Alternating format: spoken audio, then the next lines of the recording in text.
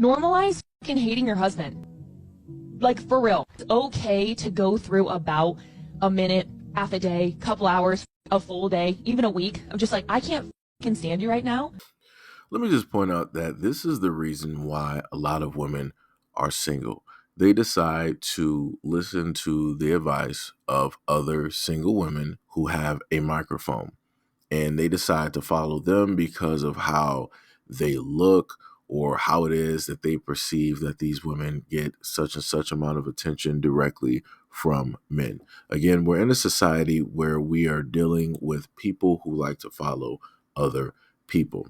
And again, this woman is giving the worst advice known to man. Just imagine if a guy got onto a podcast and he was talking to other guys like, normalize hating your wife, right? You know what woman would sit up there and say, oh, why don't you just say that you just don't like women? Why don't you just say that you hate women, right? Why don't you just say that you don't even want to be with a woman? Do you understand and see how that would carry on and it would elevate into a whole nother arena?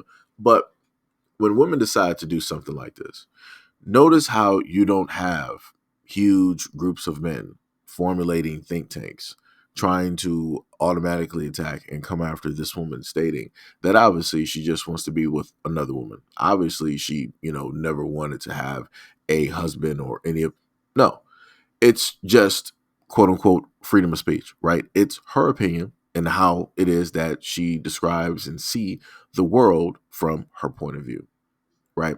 Now, again, everybody does have the freedom of speech. Everybody does have their point of view, but there are consequences to that point of view. And the main thing that I've stated to people before is that these types of podcasts and these types of talks are not specifically pointed towards women in their 30s, 40s, 50s, 60s. They're pointing this towards younger women, towards girls. So these conversations, these older women are directing these towards the girls that are in high school. They're pointing this towards the girls that are in their early 20s and in their 20s. Those are what these conversations are for, who they're pointed directly towards. So that instead of, these women trying to specifically attack, with this information, their own age demographic, they're going to attach this to the younger generation so that it can be out there a lot more. And so then it can get, taught to an even younger generation. So I want people to understand the lengths and how far the psychological warfare, the depths of it really is. Because some people act as though that they really can't see what's going on and they don't really understand why you have, such a world where, men and women are just so divided at this moment in time.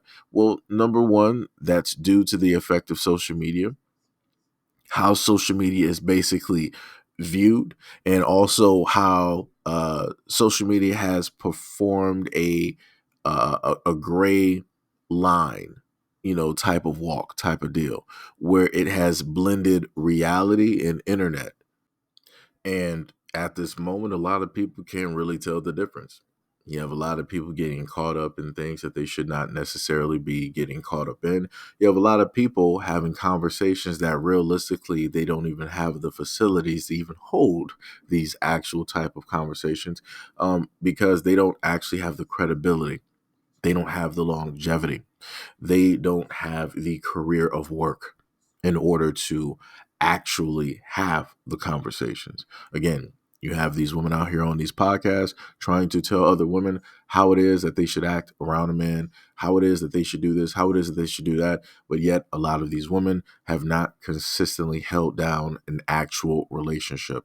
A lot of these women have never even actually seen a ring or been proposed to. A lot of these women have never even actually even been married.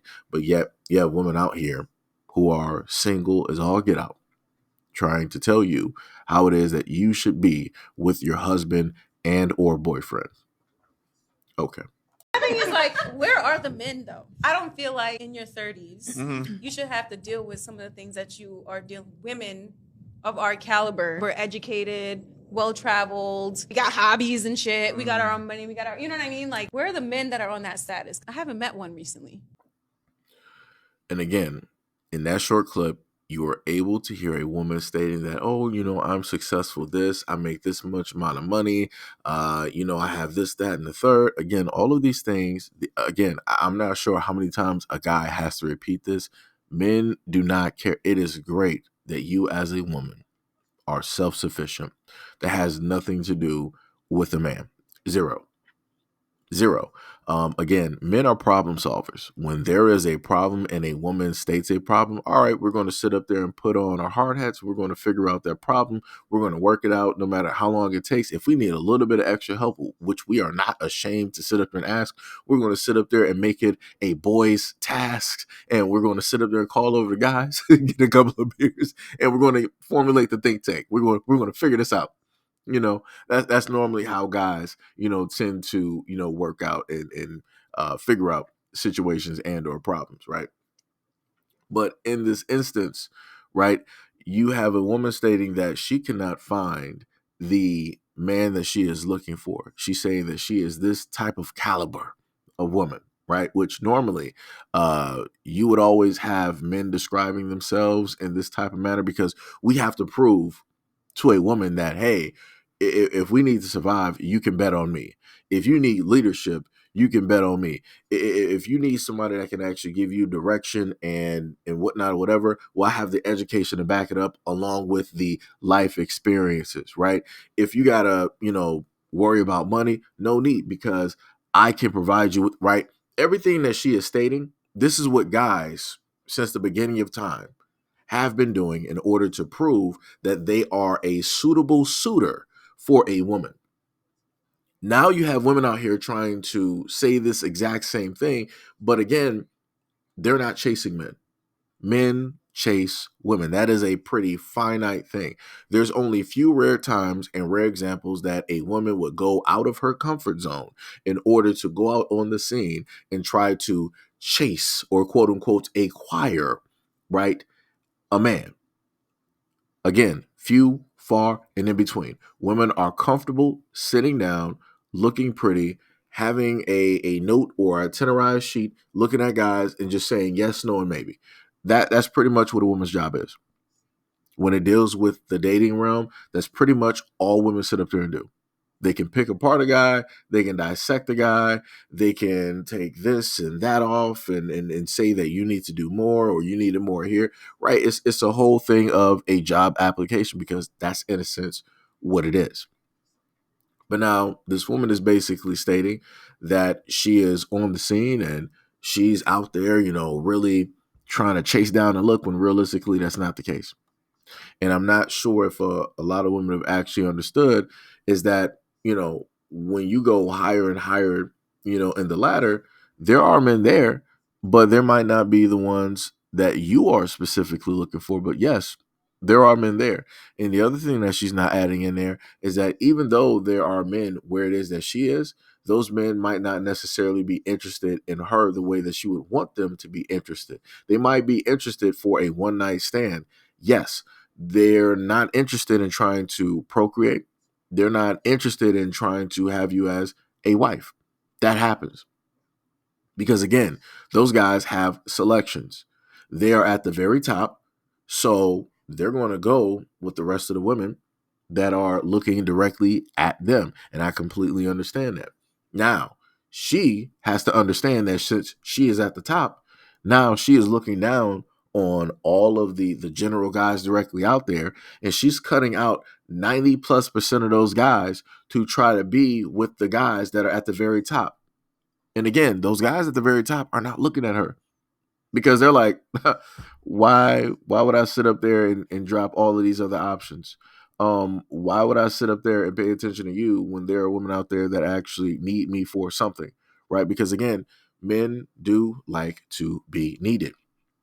When you listen to what it is that woman is stating, again, this has nothing to do with a guy being intimidated or a guy feeling less than. Most men are like, hey, what do you need me for? Because again, guys are problem solvers. This is what guys do, right? This is what men have been doing since the beginning of time. So if a man is basically hearing a woman saying, I got this, right? I got the education. No problem. I got the money. Okay. I got the home. All right. I got the car. Okay. I can buy my fashion. All right. She's listing all of these things that she could do for herself.